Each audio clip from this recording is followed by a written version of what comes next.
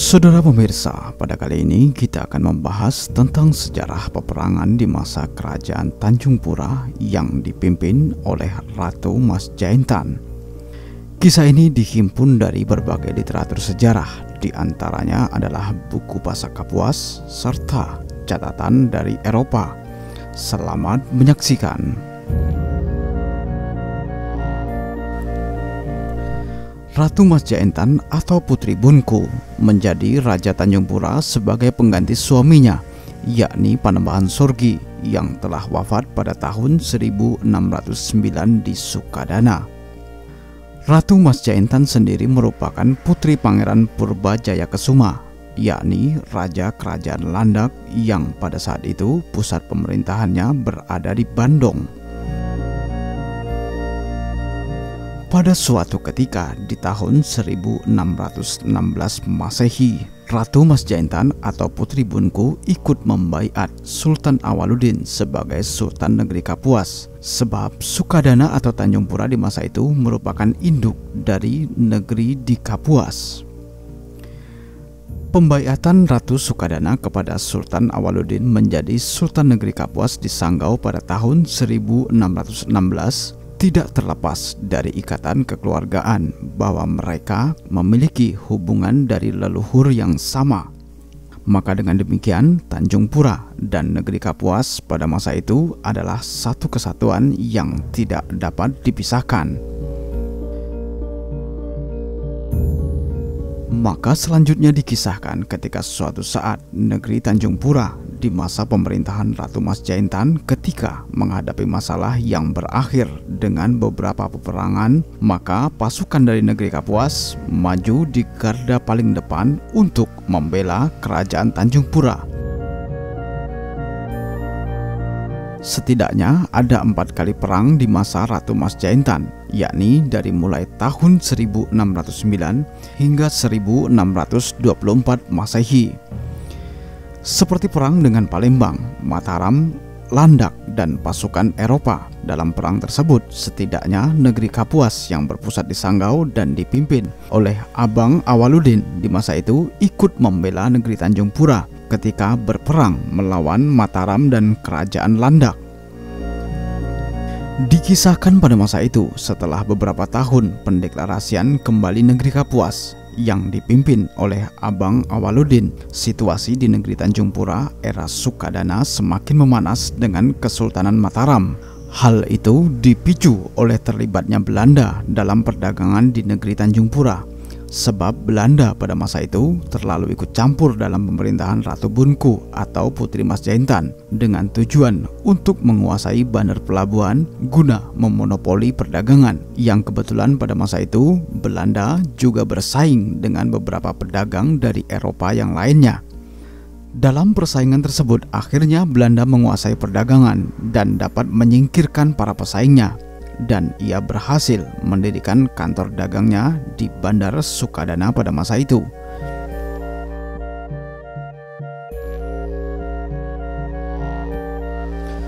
Bercokolnya Belanda membuat Sultan Agung Hanyokrokusumo dari Kesultanan Mataram menjadi berang, sehingga ia menyiapkan armada perang untuk menyerang kerajaan Tanjung Pura.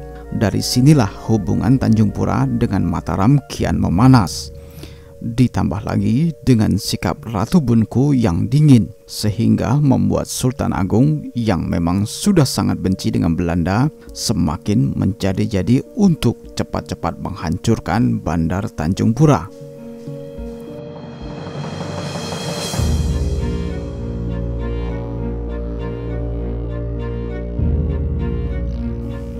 Selain bersengketa dengan Mataram, Tanjung Pura juga ternyata pada masa itu berseteru dengan kerajaan Landak yang disebabkan perebutan Intan Kobi.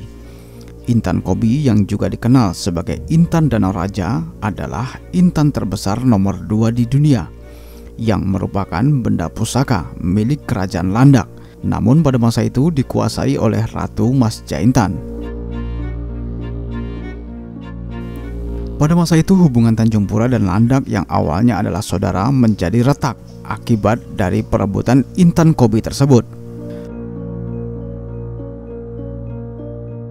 Pada Pada tahun 1622, kemarahan Sultan Agung dari Kesultanan Mataram tidak dapat terbendung lagi. Akhirnya Sultan Agung menitahkan tangan kanan kepercayaannya, yakni Tumenggung Baureksa sebagai Bupati Kendal pada masa itu untuk menyerang Tanjung Pura. Pada waktu yang bersamaan, Pangeran Anom Jayakesuma juga mengirim pasukan kerajaan Landak ke Sukadana untuk merebut kembali Intan Kobi. Akibat terancam oleh dua serangan tersebut, maka Ratu Mas Jaintan meminta dukungan dari negeri Banjar. Karena Banjar dan Tanjung Pura pada masa lalu memiliki hubungan kekerabatan sejak pernikahan Raja Baparung dengan Dayang Silor yang merupakan putri dari Raja Kerajaan Banjar. Ratu Sukadana juga meminta bantuan dengan Sultan Awaludin dari negeri Kapuas yang berada di Sanggau. Permintaan bantuan itu langsung disambut oleh Sultan Awaludin dengan mengirimkan pendekar serta punggawa terbaiknya ke negeri Tanjung Pura. Maka selanjutnya pada tahun tersebut terjadi perang besar yang ada di negeri Tanjung Pura Sukadana. Perang itu juga sering disebut sebagai Perang Sanggau karena lebih banyak pendekar dan punggawa dari Sanggau atas utusan dari Sultan Awaludin yang dikerahkan untuk membela Ratu Mas Jaintan. Namun sayangnya dalam perang yang cukup sengit dan lama tersebut, Tanjung Pura harus menerima kekalahan dan terpaksa tunduk atas Mataram dan Landak. Selanjutnya Ratu Mas Jaintan ditangkap dan ditawan Mataram lalu dipindahkan ke daerah Pingit, yakni Yogyakarta pada masa itu. Sedangkan Intan Kobi yang dituntut oleh kerajaan Landak tidaklah ditemukan dan menjadi misteri hingga akhir hayat sang Ratu Mas Jaintan. Pada saat Ratu Mas Jaintan ditawan, Sultan Agung menunjuk Pangeran Iranata atau Digiri Mustika menjadi penerus tahta Tanjung Pura menggantikan ibunya. Penunjukan Sultan Mataram ini adalah untuk meredam aksi lanjutan dari pihak Tanjung Pura. Selain itu, menurut Sultan Agung, Giri Mustika masih bisa diarahkan untuk tidak memberontak dengan Mataram. Hal ini sebenarnya juga dilatar belakangi oleh sikap sang ibu dalam memerintah kerajaan Tanjung Pura tidak dapat dimengerti oleh Giri Mustika. Selain itu, ada hal yang sangat prinsip yang juga membuat Giri Mustika tidak banyak bisa berbuat dan tidak cocok ketika sang ibu memimpin.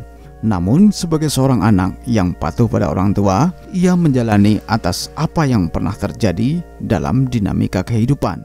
Maka suatu ketika saat ia menjadi raja, Giri Mustika lebih memilih memindahkan pusat kerajaan Tanjung Pura yang sebelumnya ada di Sukadana menjadi di Mulia.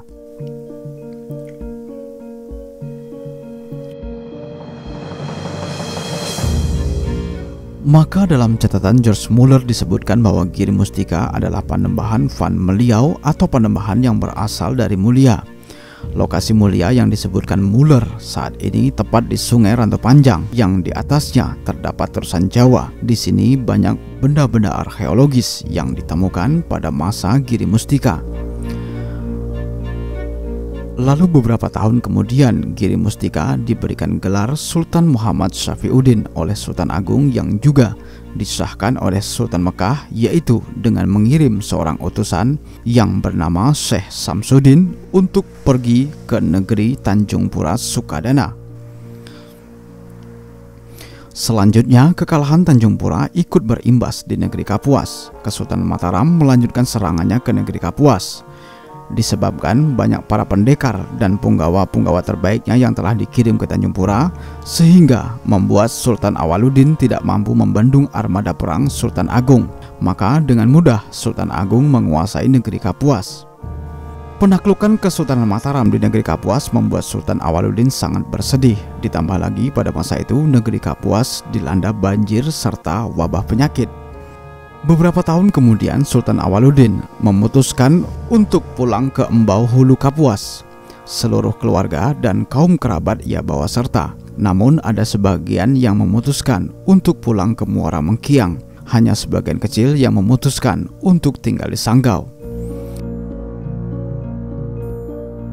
Setelah kejadian tersebut, negeri Kapuas nyaris dianggap hilang di telan bumi. Yang terdengar di Kapuas pada masa itu adalah kiprah dari Kesultanan Sintang yang terus melanjutkan pembangunan negerinya. Sedangkan nasib kerajaan Tanjung Pura era Sukadana di masa Giri Mustika saat itu juga sudah mulai redup.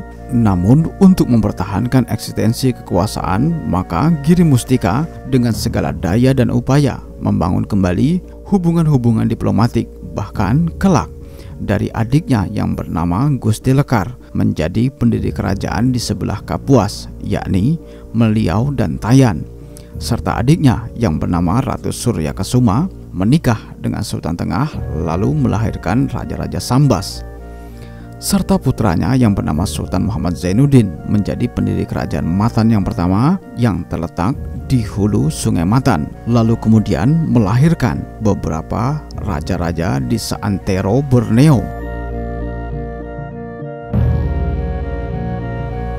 Demikianlah kisah sejarah Tanjung Pura di masa Ratu Mas Jaintan. Untuk kisah-kisah sejarah berikutnya, Anda dapat menikmatinya di channel Kayong TV. Terima kasih, sampai jumpa dan salam budaya.